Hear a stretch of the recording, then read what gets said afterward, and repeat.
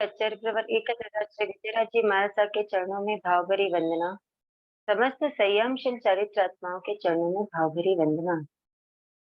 सर्वप्रथम ज्ञानावरणी क्रम की क्षय हेतु ज्ञान का पाठ शुरू। ज्ञान सीखने के पहले हम ज्ञान का पाठ बोलेंगे, ज्ञान की स्तुति पढ़ेंगे। कमर सीधी, आंखें बंद, विनय मुद्रा में।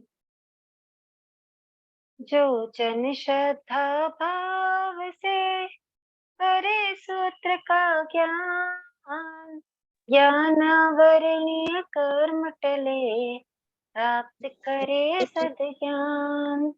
आपका ज्ञान अनंत है, मुझे ज्ञान की प्यास, केवल ज्ञानी मैं बनूं, यही है अंतिम आस। केवल दर्शी मैं बनूं, यही है अंतिम आस। इन्हीं शुभ भावनाओं के साथ सभी को जय जिनेन्द्र। प्रज्ञा जागरण प्रवेशिका 1 में आप सभी का स्वागत है। हमारी 10वें कलिक सूत्र की क्लासेस चल रही हैं। हमारे कोर्स में तीन पार्ट्स हैं। ओके, 10वें कलिक सूत्र के 3 अध्ययन अर्थ सहित और 6 काय का थोकड़ा और 5 समिति 3 गुप्ती का थोकड़ा। तो 10वें कलिक सूत्र के हम 2 अध्ययन कर चुके हैं, तीसरा अध्ययन हमारा कंटिन्यू है। 10वें कलिक सूत्र के कितने तीसरे अध्ययन की कितनी गाथा हो चुकी है, किसी को याद है? कौन सी गाथा में पहुंचे हैं इस बार अपन?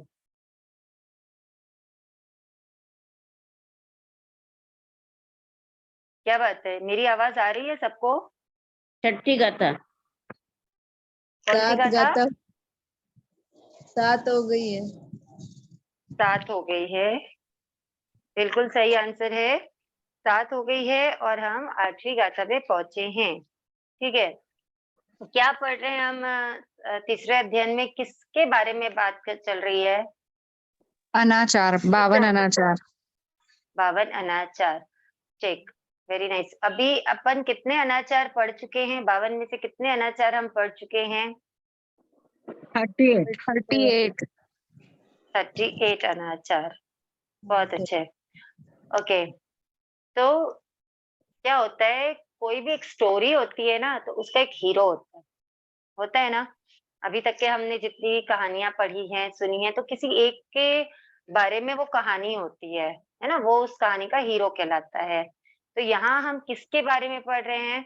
यहाँ हम साधु के बारे में पढ़ रहे हैं। ठीक है, ये जो हम पढ़ रहे हैं वो सब किस पे केंद्रित है? साधु पे केंद्रित है कि साधुचर्या क्या होनी चाहिए, साधु को किन चीजों को फॉलो करना चाहिए, क्या नहीं करना चाहिए, ये सब हम यहाँ पर पढ़ रहे हैं। ओके, तो ऐसे कुछ ऐसी चीजें होती है, कुछ ऐसे आचरण होते हैं जो साधु को नहीं कलपते हैं या साधु को नहीं करना चाहिए, वो क्या कहलाते हैं? वो अनाचार कहलाते हैं। ठीक है, तो हम 52 अनाचार पढ़ रहे हैं, जिसमें से हम 38 अनाचार पढ़ चुके हैं। टोटल तीसरे अध्ययन की 7 गाथा पढ़ चुके हैं। आज हम 8वीं गाथा पढ़ेंगे। ओके, तो 8वीं गाथा में भगवान फरमाते हैं, सोवत चले सिंधवे लोणे। सोवत चले, देखिए च डबल है ना, तो क्या बोलेंगे? सोवत चले। सोवत चले सिंधवे लोणे, रोमा लोणे य आमये, सामुद्दे पंसु खारे य काला लोणे य आमये। ठीक है, इसमें कोई भी वर्ड ऐसा नहीं है जो बहुत टफ हो या पढ़ते नहीं बने। बस आपको जहाँ पे डबल लेटर्स हैं, जहाँ पे 2 अक्षर दिए हुए हैं, वहां पे आपको प्रेशर देके पढ़ना है। इस बात को ध्यान रखें, जैसे सामुद्दे है ना, सोवत चले, तो ये ध्यान रखने की बात है इसमें। अब ये देखो यहाँ पर आया है सोवत चले सिंधवे लोणे। ये जो गाथा है ना, इस गाथा में नमक का वर्णन है। ठीक है, नमक के प्रकार बताए हुए हैं कि कौन कौन से प्रकार के नमक होते हैं जो सचित होते हैं। देखो, आमय, आमय हम इसके पहली गाथा में भी पढ़े थे ना, कि आमय यानी सचित होता है। अच्छा, इसके पहली गाथा में अपन 3 वर्ड्स पढ़े थे जिसका मीनिंग सचित होता है। कोई बता सकते हो कौन कौन से थे? अणिउड्डे, अणिउड्डे, सचिते और आमये। सचिते अमये। बहुत बढ़िया, बहुत ही अच्छे। तो ये आमय का मतलब क्या है? सचित है। सचित्ते का मतलब भी वहां पर सचित था। और अनिबुड्ढे का मतलब अनिबुड्ढे, अनिबुड्ढे नहीं है ना, अनिबुड्ढे है। ठीक है, ध्यान रखेंगे जब पढ़ेंगे। तो अनिबुड्ढे है वो, अनिबुड्ढे का मतलब भी क्या था? सचित था। तो यहाँ पे आमय यानी सचित तो अपने को पता है। ठीक है, अब अपन आगे पढ़ते हैं। सोवत चले, सोवत चले मतलब संचल नमक। कौन सा नमक? संचल नमक, है ना। इस मतलब सौवर्चल नमक भी बोलते हैं इसको, और संचल नमक भी बोलते हैं इसको। ठीक है, तो यहाँ पे 6 प्रकार के नमक बताए हैं। एक तो सोवचले यानी संचल नमक, सिंधवे यानी सेंधा नमक, या जो अपन सेंधा नमक बोलते हैं ना, वो होता है सिंधवे यानी सेंधा, सेंधा नमक। ओके, रोमा लोणे यानी रोमा नमक है। ठीक है, यानी एक रोमा देश, कोई जगह है ऐसी जिसको रोमा देश बोलते हैं, वहां पे जो नमक होता है वो रोमा नमक। फिर सामुद्दे यानी समुद्र का नमक। पंसु खारे यानी खारी मिट्टी से निकला हुआ नमक। देखो समुद्र का नमक कैसे, जैसे समुद्र के पानी को ना, जैसे क्यारियों में सुखाया जाता है, क्यारियां बना करके वहां पे समुद्र का पानी भरा जाता है, फिर उसको सुखाया जाता है, तो उससे जो नमक निकलता है ना, वो होता है समुद्री नमक। फिर पंसु खारे यानी खारी मिट्टी से जो नमक मिलता है, ठीक है, वो होता है पंसु खारे यानी खारी मिट्टी से निकला हुआ नमक, क्षार नमक जो होता है वो। फिर है काला लोणे यानी काला नमक, जिसे क्या बोलते हैं, खदान से निकलता है काला नमक। ठीक है, तो ये कितने प्रकार के नमक हो गए? गिनो तो। सोवचले, सिंधवे, रोमा, है। सामुद्दे, पंसुखारे और काला लोने। 6 हो गए ना। तो ये जो 6 प्रकार के नमक है ना, ये 6 प्रकार के नमक क्या होते हैं? ये सचित न होते हैं। इन 6 प्रकार के नमक का सेवन करना क्या है? अनाचार है। ठीक है, ये 8वीं गाथा में कितने अनाचार आए हैं? 6 6 अनाचार। अनाचार। 6 प्रकार के नमक के 6 अनाचार। एकदम इजी है ये परिगाथा, है ना। तो ध्यान रखना है। संचल नमक मीन्स, क्वेश्चन आया है, संचल नमक ना नाम है संचल नमक। ये जो नमक है एक ना कोई पर्वत की खदान से निकलता था ये नमक, संचल नमक। अभी अपन एट प्रेजेंट तो देखो अपने पास जो भी नमक आते हैं, चाहे वो टाटा नमक हो, चाहे क्या बोलना चाहिए, ये बहुत सारी ब्रांड के नमक आते हैं, है ना। आजकल मोस्टली तो सब सेंधा नमक यूज करते हैं, इसलिए मुझे ब्रांड ज्यादा पता नहीं है। बट ये सब ब्रांड्स के नमक जो आते हैं वो सब तो अलग अलग ब्रांड के, कोई समुद्र से आ रहे हैं, कोई कहाँ से आ रहे हैं, कोई कहाँ से आ रहे हैं। ठीक है ना। लेकिन जो ये पहले जो नमक होते थे ना, वो ऐसे फैक्ट्रीज में नहीं बनते थे।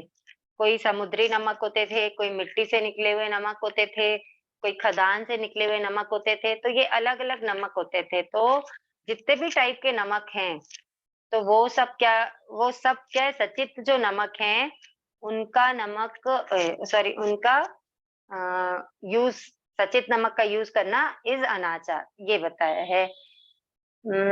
आयोडाइज्ड सॉल्ट, हाँ अभी के तो सब आयोडाइज्ड सॉल्ट हैं। एक किसी ने लिखा may be rock salt.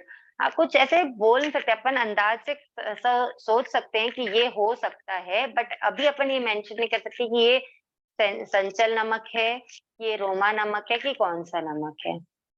Okay, मतलब एनी काइंड ऑफ सचित नमक, अपने को ये मान के चलना है कि जो भी सचित नमक है, चाहे वो सफेद नमक हो, चाहे वो काला नमक हो, चाहे वो लाल नमक हो, अगर सचित है तो उसका सेवन करना अनाचार है। ठीक है, तो ये 38 + 6 कितना हो गया? 44। ठीक है, 44 अनाचार हो गए। नमक के 5 टाइप नहीं, 6 टाइप बताए हैं। 6 टाइप के नमक बताए हैं। सोवचले, सिंधवे लोणे, रोमा लोणे, सामुद्दे, पंसुखारे और काला लोणे। ये 6 टाइप बताए हैं नमक के। ओके, नेक्स्ट गाथा पे चलते हैं। ध्रुवनेति वमनेय। देखो ध्रुवणे के बाद ती अलग से दिया हुआ है, लेकिन जब अगर अपन अलग से उसको प्रोनाउंस करेंगे ना तो जो प्रेशर अपन उसमें नहीं दे पाएंगे। ठीक है।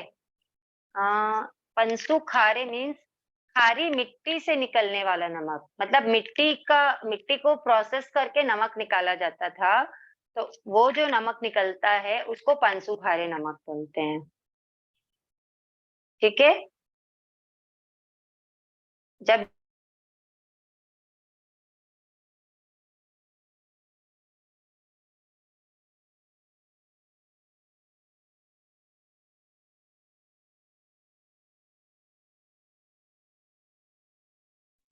आवाज नहीं आ रही है, आवाज नहीं आ रही। एक सेकेंड ना, अभी आ रही है क्या? आ रही है, आ आ रही रही है है। ना? हम्म, ओके।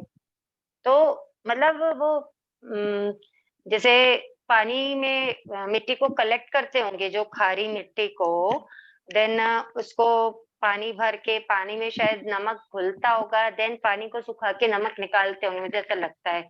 और क्या भी प्रोसेस हो सकता है। तो जो इस टाइप का प्रोसेस करके खारी मिट्टी से जो नमक निकालते थे, वो होगा पंसु खारे। ठीक है। आपको इतने टाइप इसलिए बताएं, एक तो ये भगवान का फरमाया हुआ है ना, उस टाइम पे इतनी मशीन्स नहीं होती थी, फैक्ट्रीज नहीं होती थी, तो किस किस टाइप से नमक बनते थे इस हिसाब से बताया है। और आज भी अगर किसी टाइप से क्या होता है, बहुत सारी चीजों के ना बहुत सारे ऑप्शंस निकल जाते हैं कि अगर ये नमक तो ऐसा है तो हम इसको यूज कर सकते हैं क्या, अदरवाइज ये नमक इस प्रोसेस से बना हुआ है तो ये अचित होगा क्या। तो इसलिए आपको बताया कि जितने भी टाइप ऑफ नमक हैं, चाहे वो वैक्यूम इवेपोरेटेड हो, आयोडाइज्ड नमक हो, ये सब जो है ये सब सचित में आते हैं। तो इनका सेवन करना, सचित नमक का सेवन करना अनाचार है। हाँ, अगर ये नमक हम सेक के रखते हैं, ठीक है, जो नमक है सिका हुआ नमक है, हम घर में उसको सेक के रखे हैं, तो ये नमक अचित हो जाता है। और अगर अचित नमक का सेवन कर रहे हैं साधु, तो वो अनाचार में नहीं आता है। ये ध्यान देने की बात है। ठीक है। नमक को अगर जैसे क्या होता है, गृहस्थी का भी ये विवेक होना चाहिए कि वो नमक को सेक के रखे। क्यों रखे? क्योंकि नमक क्या है, नमक पृथ्वी का एक जीव है ना, पृथ्वी का एक जीव होते हैं नमक, जिसमें क्या होता है, प्रति समय जीवोत्पत्ति होती रहती है। पृथ्वी काय के जीवों में, 6 काय के सभी जीवों में समझो, अपन जब पढ़ेंगे थोकड़ा पढ़ेंगे तो 6 काय में से 5 काय के जीवों में प्रति समय जीवोत्पत्ति होती रहती। एक ही शरीर में जीव उत्पन्न होता रहता है, मरता रहता है, होता रहता है, मरता रहता है, ऐसा होता है। मतलब एक ही काय में छंदोग्राम। तो पृथ्वी काय जो है, नमक जो है वो क्या पृथ्वी का एक जीव है। तो अगर हम नमक को लाते हैं, अपन स्टोर करके रखते हैं, उस समय प्रति समय जीवोत्पत्ति हो रही है, जीव जन्म ले रहे हैं, मर रहे हैं, जन्म ले रहे हैं, मर रहे हैं, तो इसलिए वो बेटर होता है कि हम सच्चित नमक का उपभोग नहीं करके नमक को क्या करके रखें, सेक के रखें। ठीक है। सिका हुआ नमक का कोई अचित रहने का पीरियड अभी तक के मैंने किसी भी शास्त्र में पढ़ा नहीं है और सुना नहीं है। बस हम ये कह सकते हैं कि वापस से जब तक के मॉइस्चर के वो संपर्क में ना आए। देखिए अगर कहीं कहीं पे ऐसा होता है ना कि क्लाइमेट बहुत ज्यादा मॉइस्ट होता है, तो अब जो नमक है, जब आप नमक को सेकेंगे ना तो वो एकदम सूख जाता है, मतलब बहुत बुरबुरा हो जाता है, बिल्कुल ऐसे उठा के छोड़ेंगे तो सट मतलब एकदम धार से वो नीचे गिरता है। वैसा नमक हम जब खरीद के लाते तब वो वैसा नहीं होता है। तो अगर नमक में वापस मॉइस्चर आएगा तो वो समझ आ जाएगा, जहां नमक का ड्राइनेस खत्म हुआ, मतलब समझ में आ जाता है कि नमक में मॉइस्चर आ गया है। तो जब तक के नमक में मॉइस्चर नहीं आ रहा है वापस, तब तक के नमक अचित है। एयरटाइट कंटेनर में है, आपने यूज करना है उतना नमक आप लीजिए छोटे बर्तन में, और फिर उतना यूज करिए, फिर आप उसको लीजिए, तो वो अचित रहने की संभावना है, सचित नहीं होगा जल्दी वापस से। ठीक है। तो और वैसे मैंने इसकी अवधि मैंने पढ़ी नहीं है किसी भी शास्त्र में एक आध बार मुझे किसी ने बताया भी था कि इसकी कुछ अवधि होती है, बट जब तक ये शास्त्र का प्रमाण नहीं मिलता तब तक अपन कुछ बोल नहीं सकते। ठीक है। महाराज साहब भी यही बताए थे, जब तक मॉइस्चराइजर नहीं आ रहा, उसमें नमी नहीं आ रही, तब तक वो अचित है, हाँ, सिका तो हुआ है बस तो। हाँ सेका हुआ रखे, हाँ लेकिन हाँ सेकना बहुत अच्छे से, मतलब हाँ, ऐसा नहीं कि सेकना बस अच्छे से। हाँ ऐसा हिलाया और हो गया, ऐसा नहीं। जब तक एकदम ड्राई नहीं हो जाता, आप ऐसे ऊपर से छोड़ो, एकदम एक धार से गिरता है वो, मतलब फिर उसमें ब्रेक नहीं आता है, तो वो वैसे नमक सिकता है और वो काफी समय तक के वो अचित रहता है। मतलब आज तक के मेरे साथ में ऐसा नहीं हुआ कि सेकने के बाद वापस वो जल्दी से अचित हुआ हो कभी। तो थोड़ा सा विवेक रखना पड़ेगा कि एयरटाइट कंटेनर में रखिए, ढक्कन अच्छे से लगाइए, तो वो काफी लंबे समय तक के अचित रहता है। ठीक है। नेक्स्ट कथा पढ़ते हैं। धुवनेति वमनीय वत्थिकम विरेयणे। देखो धुवनेति, मैं बता रही थी, जैसे यहाँ पे धुवणे और ती अलग लिखा हुआ है। अगर अपन ब्रेक लेकर पढ़ेंगे, गैप देकर पढ़ेंगे, तो टी में जो प्रेशर देना है वो हम दे नहीं सकते, इसलिए हमको धुवनेति पढ़ना पड़ेगा, है ना। तो उसको आप लोग एक कर लीजिए, मतलब मिला लीजिए लाइन को। धुवनेति वमणेय वत्थिकम्म विरेयणे अंजणे दंतवणेय गाया भंग विभूषणे। गाया भंग को एक वर्ड कर लीजिए, अंडरलाइन कर लीजिए, गाया भंग विभूषणे। ठीक है। धुवनेति, धुवनेति यानी होता है धूप देकर सुगंधित करना। क्या करना, जैसे क्या होता है, एक तो धूम्रपान भी इसमें आता है। ठीक है। एक टाइप से धूम्रपान करना भी धुवनेति में आता है। और जैसे क्या बोलना चाहिए, कभी कभी होता है ना, वो धूप देते हैं अच्छी खुशबू वाली कोई चीज से, अपने कपड़ों को, जगह को, हर चीज को सुगंधित करते हैं, तो वो कहलाता है धुवनेति, अनाचार, है ना। फिर वमणे, वमणे यानी वमन करना, वमन करना यानी वॉमिट करना। तो वॉमिट करना अनाचार क्यों है, देखो आप ये सोचोगे कि जैसे तबीयत बिगड़ रही है ना, तबीयत बिगड़ने से अगर वॉमिट हो रहा है तो वो अनाचार नहीं है। लेकिन कई जगह पे या कई ऐसी थेरेपीज होती हैं जहाँ पे अपने आप को चुस्त रखने के लिए, अपने आप को एकदम हेल्दी, हेल्दी नहीं बोलना चाहिए, मतलब अट्रैक्टिव रखने के लिए, या स्किन अच्छी रहे, क्या बोलना चाहिए, ग्लो करे, इस टाइप की चीजों के लिए भी क्या होता है, कुछ कुछ थेरेपीज होती है ना, जैसे पंचकर्म होती है, या कुछ कुछ ऐसी थेरेपीज होती है जहाँ पे वॉमिट कराया जाता है, कुछ कुछ खिला के, दवाइयां लेकर के। तो उसको क्या मतलब, जैसे कभी कभी होते हैं जो अच्छी, हम क्या बोलना चाहिए, तंदुरुस्त या मतलब अच्छा जैसे बॉडी बने, वैसी कुछ मेडिसिन लेने के लिए भी क्या करते हैं, पहले वॉमिट करते हैं, मतलब पूरा जितना अंदर का कचरा है उसको साफ करते हैं। तो इस पर्पस से, ऐसे पर्पसली वॉमिट करना, ठीक है, तो वो क्या है, अनाचार है, यानी वमन करना है, यहाँ पे जो है वमन करना है, यानी वॉमिट करना। ठीक। वत्थी कम्म, वत्थी कम्म यानी मल आदि की शुद्धि के बीच वस्ती कर्म, ये भी उसी में ही आता है।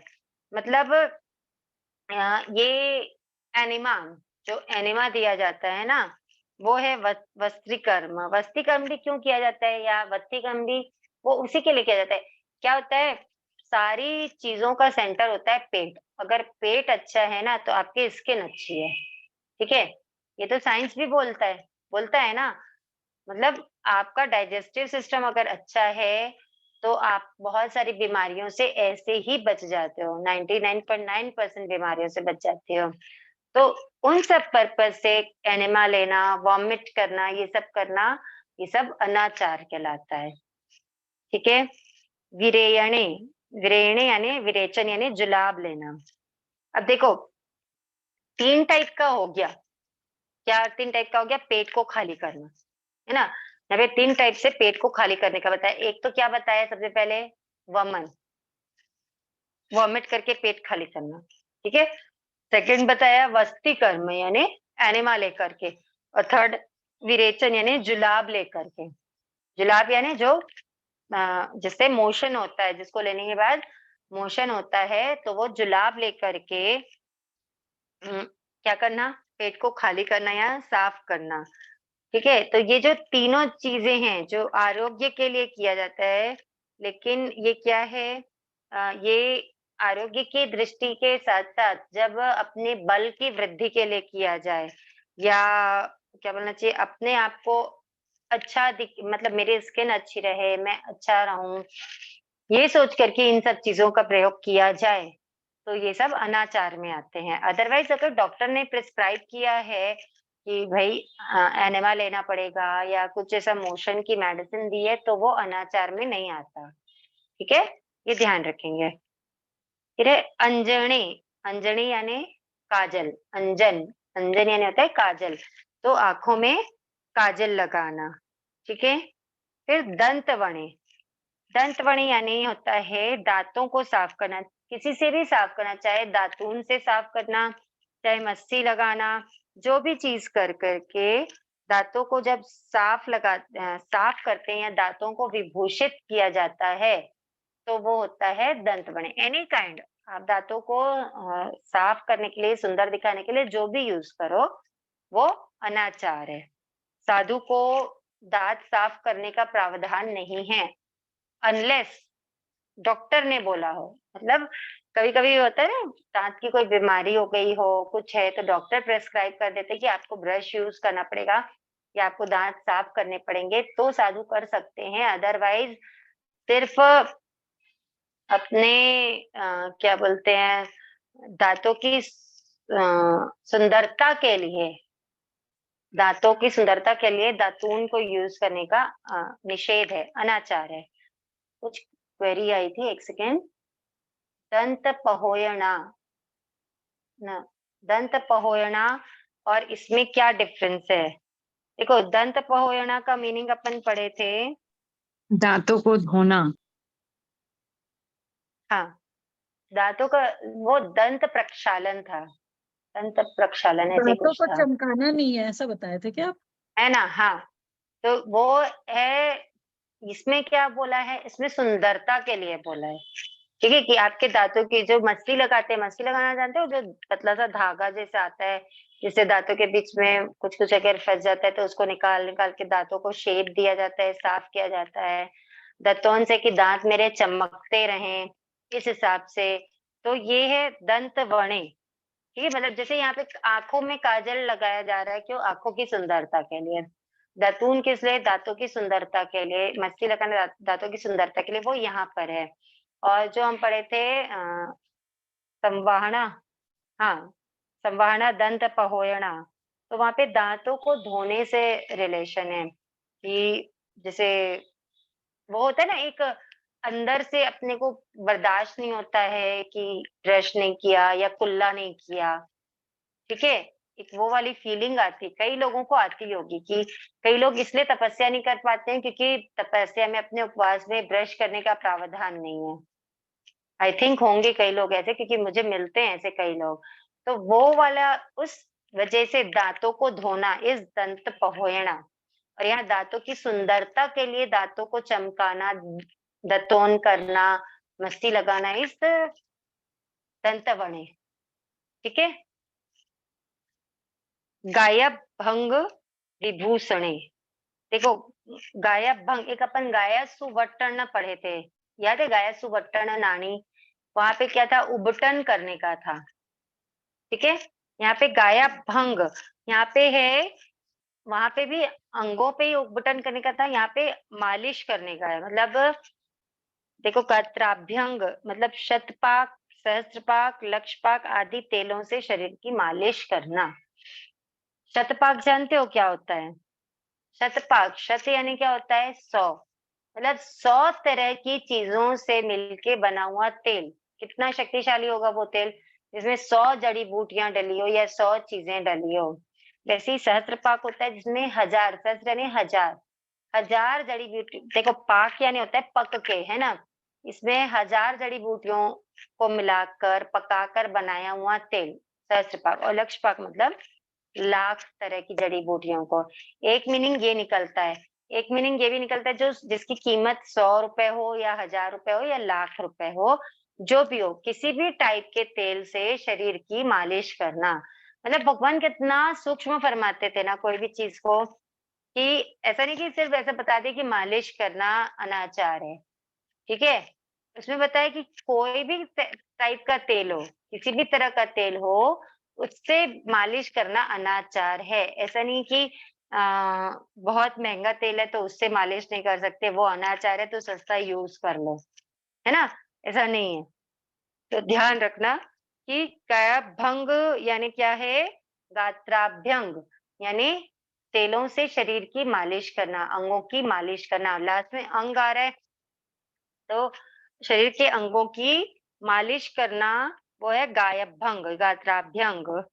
वो क्या है? अनाचार है। यह यानी और, विभूषणे यानी शरीर को विभूषित करना।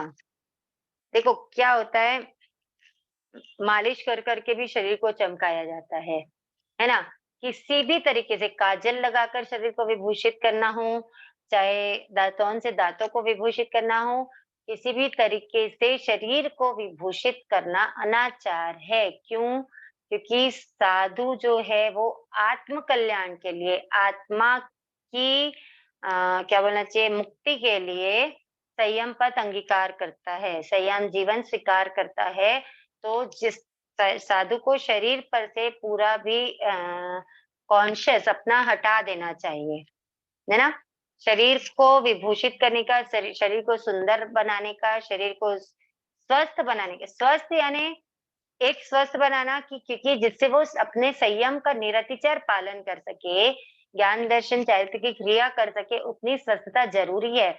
लेकिन बॉडी बनाना, लाइक कि क्या बोलना चाहिए, मसल्स बनाना, ये सब करने के लिए सीधा-सीधा निषेध है।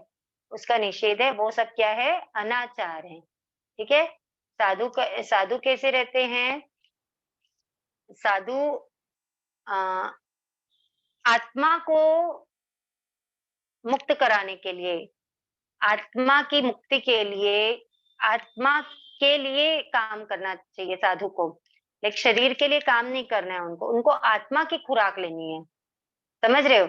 शरीर की खुराक लेना एक मजबूरी है क्योंकि संयम का पालन करना है और वो मनुष्य भाव में ही हो सकता है।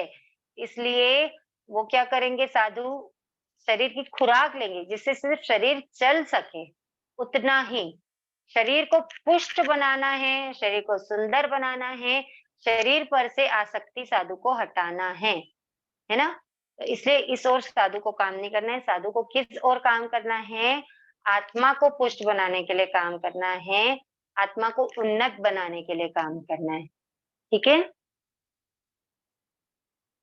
शरीर का मोह करना अनाचार है। एग्ज़ैक्टली हाँ, शरीर पर से मोह रखना, शरीर से पूरा मोह त्यागना होता है साधु को। जो साधु अपने शरीर की विभूषा में रत रहते हैं, वो आत्मा को भूल जाते हैं, ठीक है? वो अनाचार में अपना संयम व्यतीत कर रहे हैं, इसलिए हमको ये सब चीज़ का नॉलेज होना ज़रूरी है। जब तक हमको इन सब चीज़ों का नॉलेज नहीं होगा ना, तब तक के हम नहीं समझ पाएँगे कि ये साधु सही चर्या में है या नहीं है। और कभी-कभी जब तक नॉलेज नहीं होगा तो हम भी धोखे में उनके पतन का कारण बन जाएँगे ना। जब तक हमको नहीं पता रहेगा कि नहीं ये साधु जो कर रहे हैं वो गलत है और हम अगर उनको सपोर्ट करेंगे, तो हम उनके पतन का कारण बनेंगे या नहीं बनेंगे?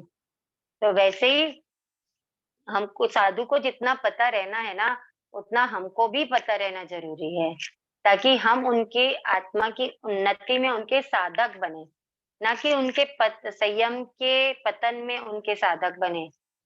समझ रहे हो? उन्नति में बाधक नहीं बनना है हमको, उनकी उन्नति में साधक बनना है। ठीक है ना? इसलिए हम ये पढ़ रहे हैं 52 अनाचार। ठीक है? सबके लाइफ में मैं तो सोचती हूँ कि हाँ, वो दिन आए कि हम सब भी किसी दिन संयम अंगीकार करें।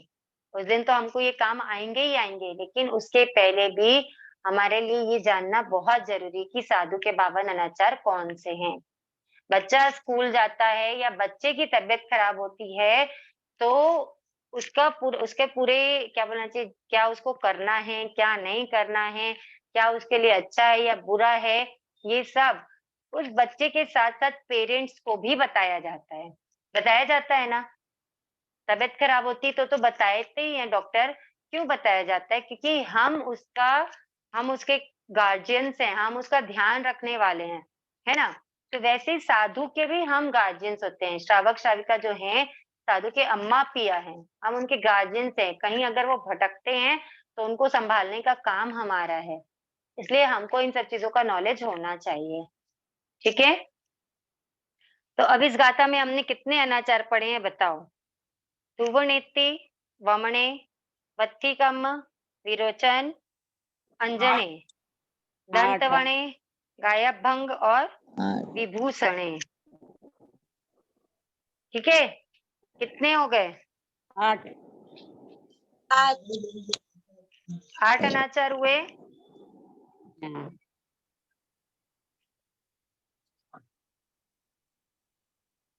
एक सेकंड ना। मंगल पर कितने हो गए टोटल? 52 52 हो गए। हो गए 52? कितने टोटल? 52 अनाचार। 9वीं गाथा में दूसरी गाथा से 9वीं गाथा तक टोटल 52 अनाचार आ गए। अच्छा, अब ये 52 अनाचार में किसी को कोई अनाचार बहुत टफ लग रहा है क्या, कि नहीं समझ में आया है या कुछ है, ऐसा कुछ लग रहा हो तो मुझे बोलिए।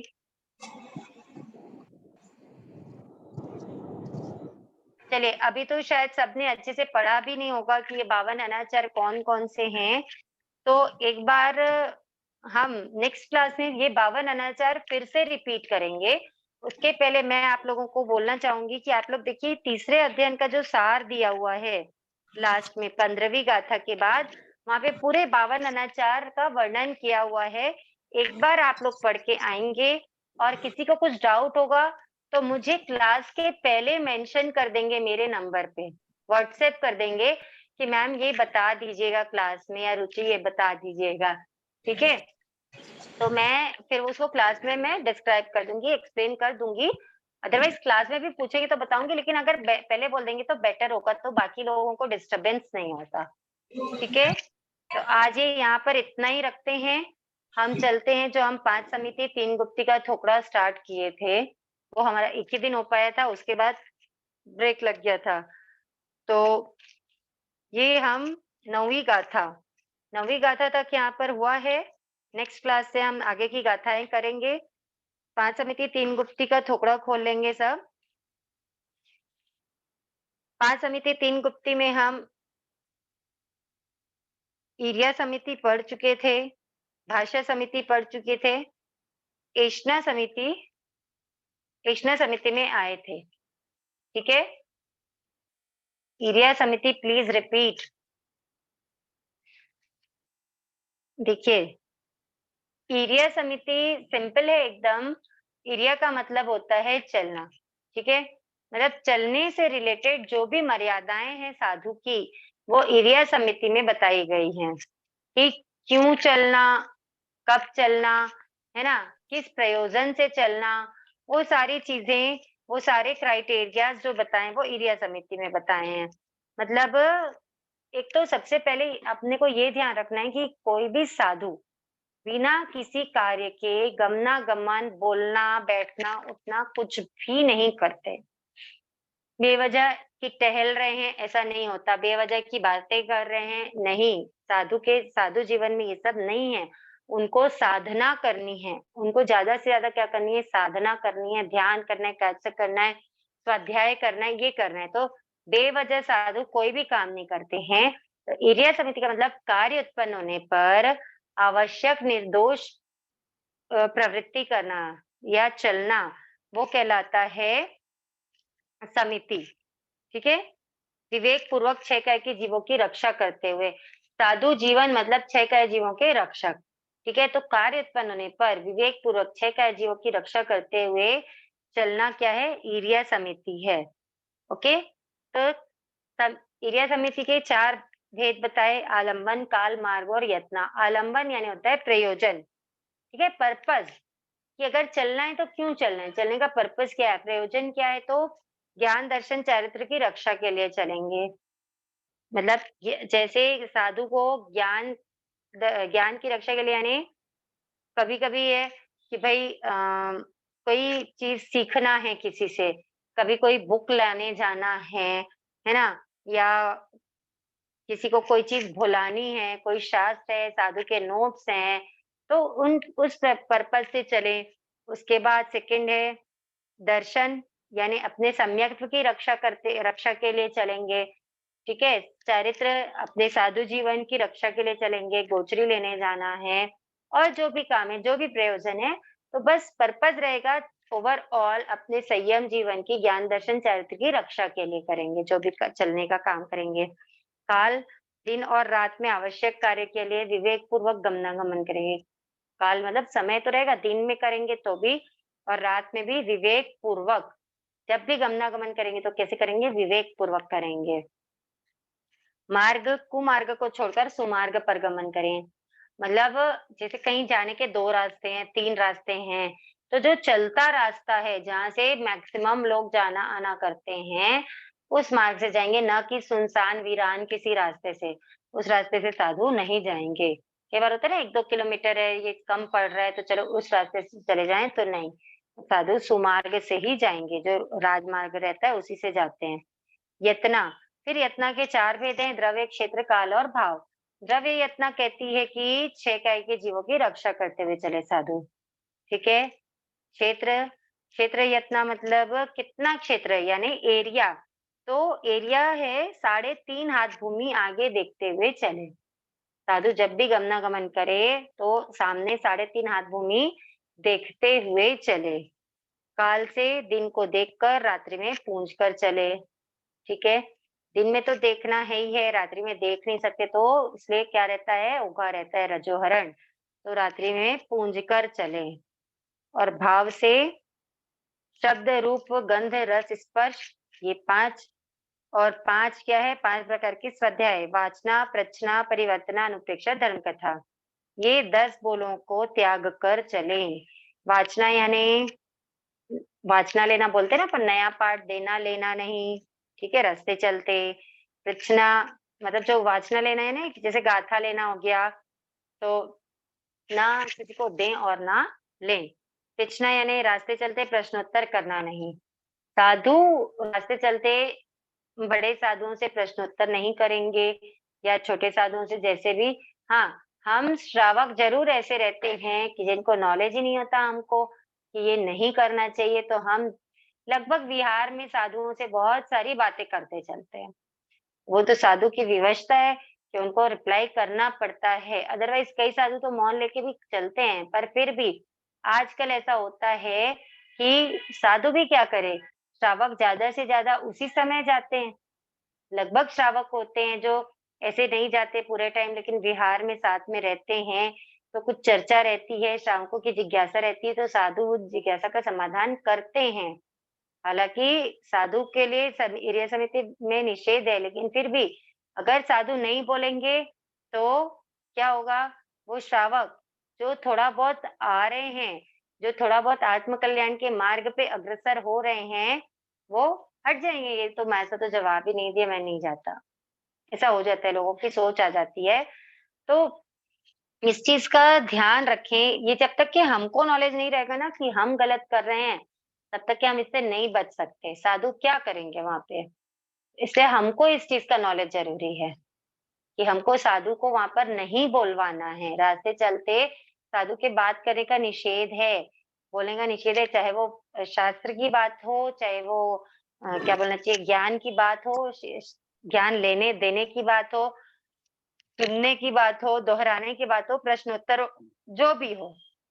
तो ये ध्यान रखना है। वहां पे साधु साधु तो आत्म कल्याण के लिए संयम लिए है ना, लेकिन उनका अनंत अनंत उपकार होता है हम पे कि वो हमारे भी कल्याण की बात हमको बताते हैं। अगर कोई साधु नहीं बताए तो कोई बाधा नहीं है।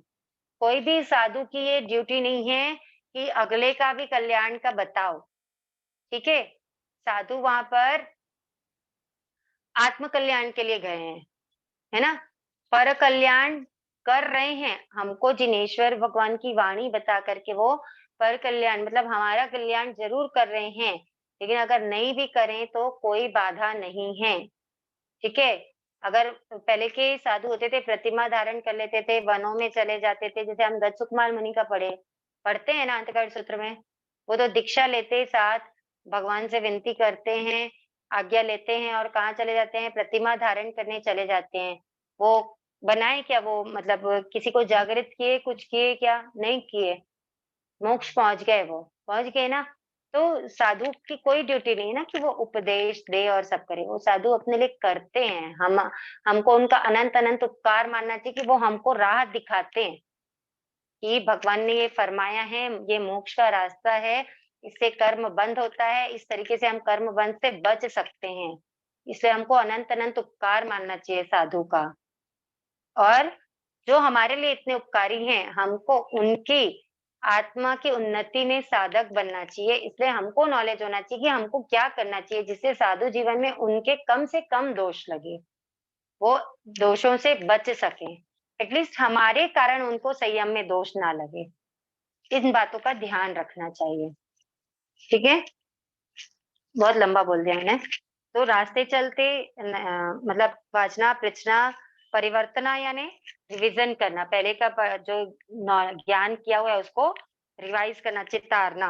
अनुप्रेक्षा यानी चिंतन मनन करना, है ना? रास्ते चलते चिंतन मनन भी नहीं करना है साधु को। और धर्म कथा मतलब कथा कहानी नहीं कहे, नहीं सुने रास्ते चलते। तो इन 10 बोलों को त्याग करके या वर्ज्य करके चलें। इन 10 बोलों से क्या होता है, ईर्ष्या के उपयोग में हानि होती है, मतलब भटकता है दिमाग इन 10 बोलों के कारण। ठीक है? तो ये ईर्ष्या समिति हो गई। अब एक बार भाषा समिति भी रिवाइज कर लेते हैं। तो भाषा समिति है, आवश्यक होने पर निर्दोष वचन की प्रवृत्ति करना। देखो क्या होता है, वचन के 8 दोष हैं। क्रोध, मान, माया, लोभ, हास्य, भय, मुखरता, वाचालता। मतलब मुखरता यानी वाचालता यानी ज्यादा बोलना, और विकथा, ये 8 दोष हैं वचन के। तो ये जो क्या, ये 8 दोषों को टाल करके जब आवश्यक हो तब निर्दोष, निर्दोष यानी ये 8 दोषों को टाल करके वचन की प्रवृत्ति करना, यानी कुछ बोलना। जब भी कुछ बोलना हो तो कब बोलना हो, जब आवश्यक हो, अति आवश्यक हो तब बोलें। और ये 8 दोषों को टाल करके निर्दोष वचन बोलें। ये होती है भाषा समिति। मतलब पापों से सावधान रहते हुए आवश्यकता होने पर उपयोग पूर्वक निर्वध्य भाषा का प्रयोग करना। वो मतलब बुद्धिमान साधु को ऐसी ही भाषा बोलनी चाहिए। ठीक है? ये भाषा समिति। इसके लिए 4 भेद है, द्रव्य, क्षेत्र, काल, भाव। द्रव्य से कठोर, कर्कश, छेदकारी, भेदकारी। निश्चयकारी, सावध्य, क्लेशोत्पादक और मिश्र।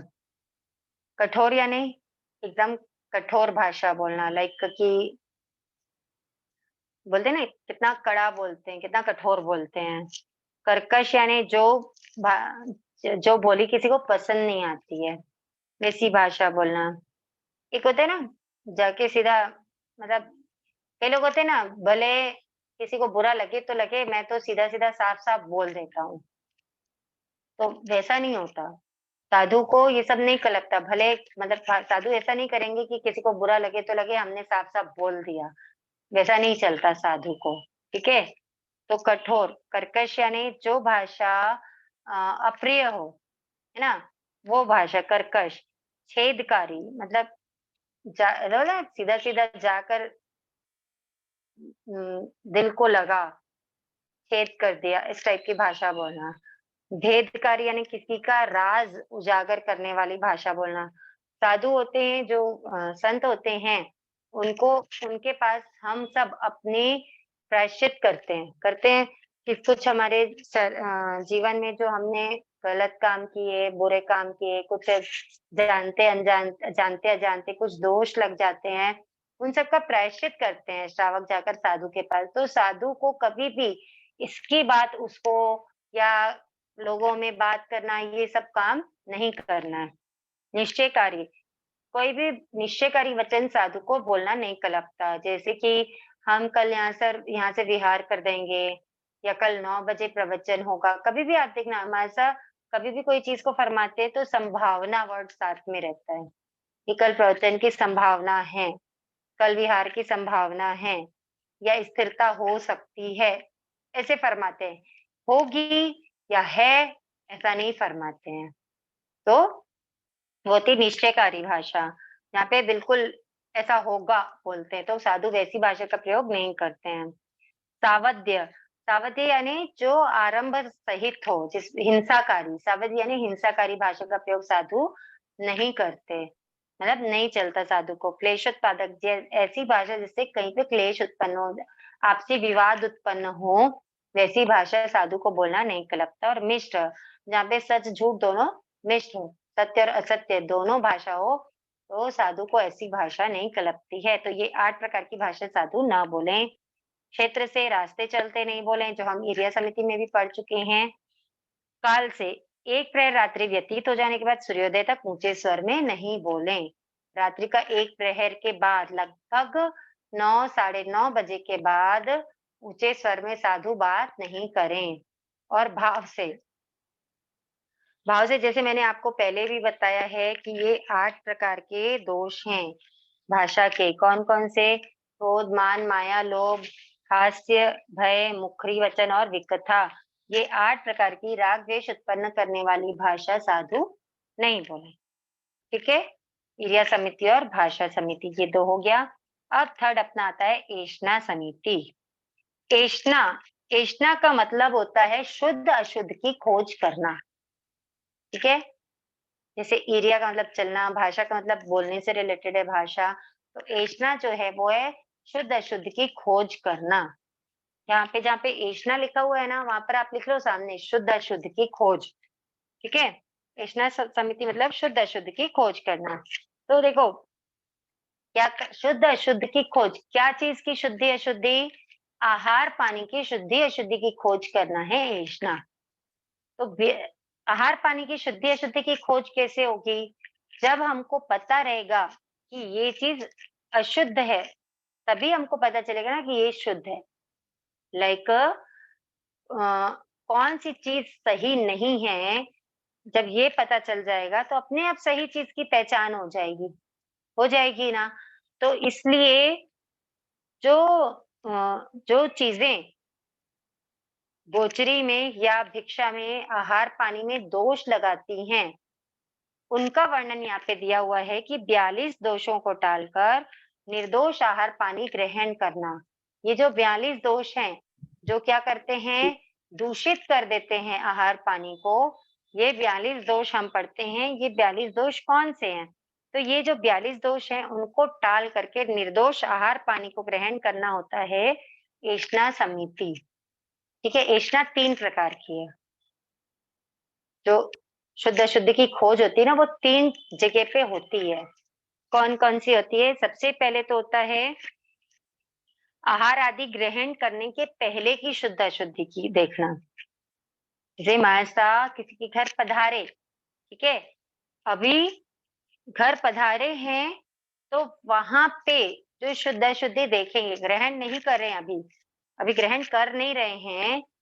जब ग्रहण करने के पहले कि आपने जो बनाया हुआ है वो कैसे, किस पर्पस से बनाया है, किस समय बनाया है, पूरा पका है या नहीं पका है ना, कहीं खरीद के लाया हुआ तो नहीं है, इस टाइप की जो भी चीजें रहती हैं, तो ये सब की खोज करना, मतलब देखना, शुद्ध अशुद्ध देखना, वो होता है गवेषण ऐषणा। मतलब आहार आदि ग्रहण करने के पहले देखना। ठीक है, एक तो ग्रहण करने के पहले, एक ग्रहण करते समय, सेकंड आ जाता है ग्रहण करते समय। जब हम आहार बैरा रहे हैं साधु को, ठीक है, और साधु आहार ग्रहण कर रहे हैं, उस समय शुद्ध अशुद्ध को देखना, उस समय गवेषणा करना, वो होता है ग्रहण ऐषणा। एक हो गया गवेषण ऐषणा, जो बोलते हैं ना हम ऐसा गवेषणा करते हैं, तो वो हो गया गवेषण ऐषणा। दूसरा हो गया ग्रहण ऐषणा, मतलब जिस समय आहार बैराया जा रहा है उस समय ध्यान देना, उस समय शुद्ध अशुद्ध को देखना, वो होता है ग्रहण ऐषणा। और तीसरा है परिभोग ऐषणा। परिभोग ऐषणा मतलब जब साधु जो आहार हम बैराए हैं उसका उपभोग कर रहे हैं, उसको भोग रहे हैं, साधु उसको ग्रहण कर रहे हैं, या सरल लैंग्वेज में बोले कि जब उसको खा रहे हैं, आहार ग्रहण कर रहे हैं, उस समय शुद्ध अशुद्ध को देखना, वो होता है परिभोग ऐष्णा। ठीक है, ग्रहण ऐष्णा, गवेषण गवेषण ऐष्णा, ग्रहण ऐष्णा और परिभोग ऐष्णा, ये 3 प्रकार हैं ऐष्णा समिति के। ठीक है, गवेषण ऐष्णा, गवेषण प्लस ऐष्णा को हो गया है गवेषण ऐष्णा, कंफ्यूज मत होना, इसको आप गवेषण ऐष्णा भी बोल सकते हो।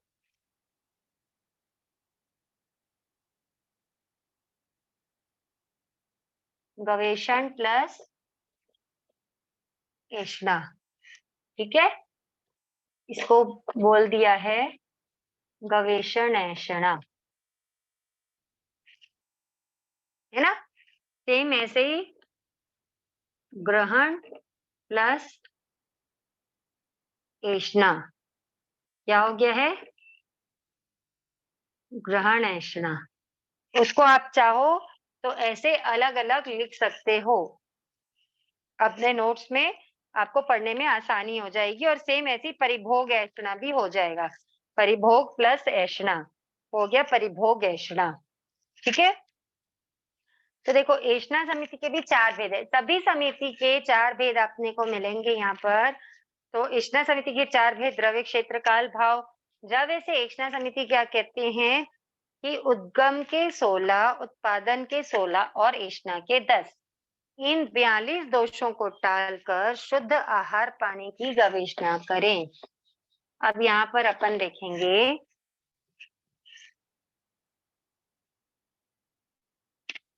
मैं स्टार्टिंग में बताई ना आपको 42 दोषों को टालकर, तो उद्गम के 16,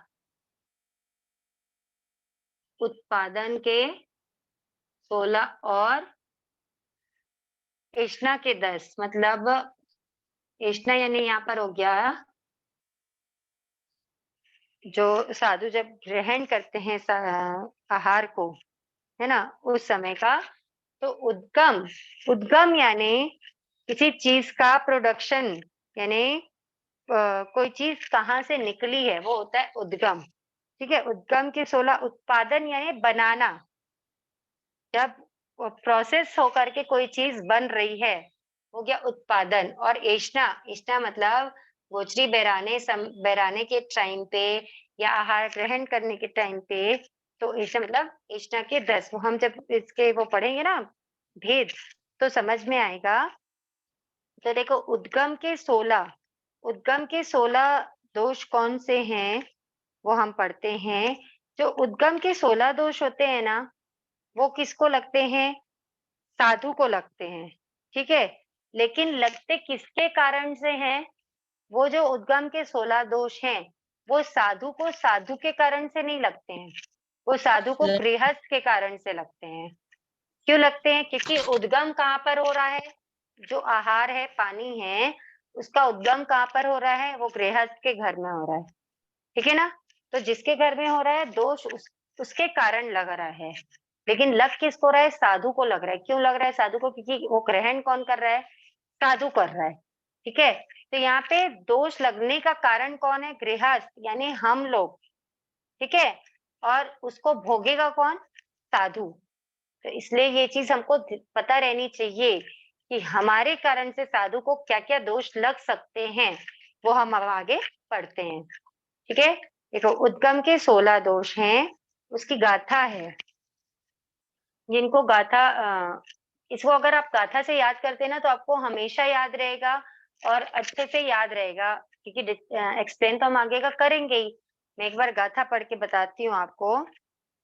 आहा कमुद्देश्यम पुई कम्मेयमिस जाय थवण पाहुडियाए पाओ अर्किय पामिच्चे परियट्टिये अभिहडे उभ्यन्ने मालो हडेय अच्छिज्जे आणि सिठे अजोरय सोल समे।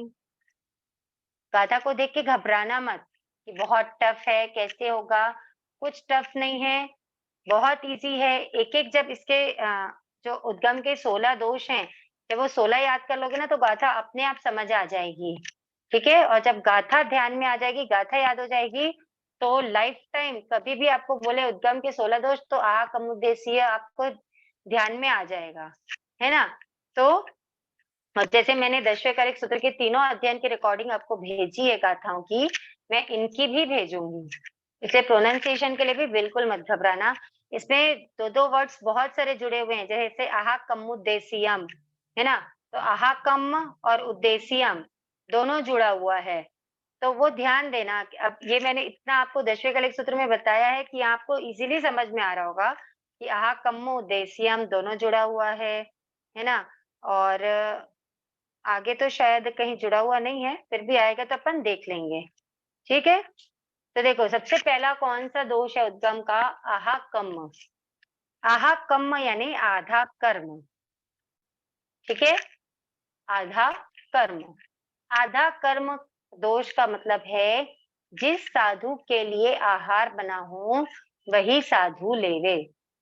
देखो, अब आ, जैसे आपके गांव में साधु साध्वी विराज रहे होंगे, अभी चातुर्मास्य लगभग जगह पे साधु साध्वी होंगे। तो क्या होता है, जब हम साधुओं से अच्छे फैमिलियर हो जाते हैं या कोई परिचित साधु रहते हैं, दीक्षा के पूर्व के परिचित रहते हैं, पता रहता है कि हाँ ये हमारे साथ कोई ये चीज बहुत भाती है, ठीक है, तो हमारा तो लाड उमड़ता है अंदर से, है ना, स्नेह, बहुत स्नेह रहता है मानसा से। तो चलो क्यों ना हम मानसा के लिए वो ही चीज बना दें। तो जब हम कोई मानसा को क्या करके कोई भी मानसा को ध्यान में रखे, उनके लिए कोई चीज बनाते हैं, और अगर वो ही मानसा वो चीज उस आहार को ग्रहण करके ले जाते हैं और भोग करते हैं, तो आधा कर्म दोष लगता है साधु को। दोष आधा नहीं लगेगा ना, दोष पूरा लगेगा, लेकिन दोष का नाम है आधा कर्म, ठीक है।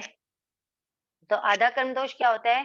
जिस साधु के लिए पर्पजली कोई चीज बनाई गई हो, वही साधु अगर उसको लेता है तो आधा कर्म दोष लगता है, ठीक है। औदेशिक सेकेंड है, औदेशिक, उद्देशीय यानी औदेशिक, यानी यहाँ पे होता है कि जिस साधु के लिए बना था वो साधु नहीं लेकर के कोई दूसरा साधु उसको ग्रहण करता है, तो बना तो साधु के पर्पज से है ना, गृहस्थ के पर्पज से नहीं बना है, साधु के पर्पज से बना है। तो जिस साधु के लिए बना है वो साधु ना ग्रहण करके जब कोई दूसरा साधु उसको ग्रहण करता है, तो वो औदेशिक दोष लगता है उसमें, ठीक है। थर्ड आता है पूई कम्मे यानी पूर्ति कर्म। जो जो आहार पर्पजली बना हुआ है वो क्या है? अशुद्ध आहार है। अगर शुद्ध आहार में जरा सा भी वो अशुद्ध आहार मिल गया है तो वो क्या होता है? पूर्ति कर्म दोष होता है, ठीक है। शुद्ध आहार में अंश मात्र भी अगर अशुद्ध आहार मिला दिया हो तो वो पूर्ति कर्म, मतलब सोचो कितना यहाँ पे प्यार किसका उमड़ा था, लाड किसका उमड़ा था? गृहस्थी का उमड़ा था, है ना, कि साधु ये वाले मारसा ने आम रस घणो भावे बना दिया।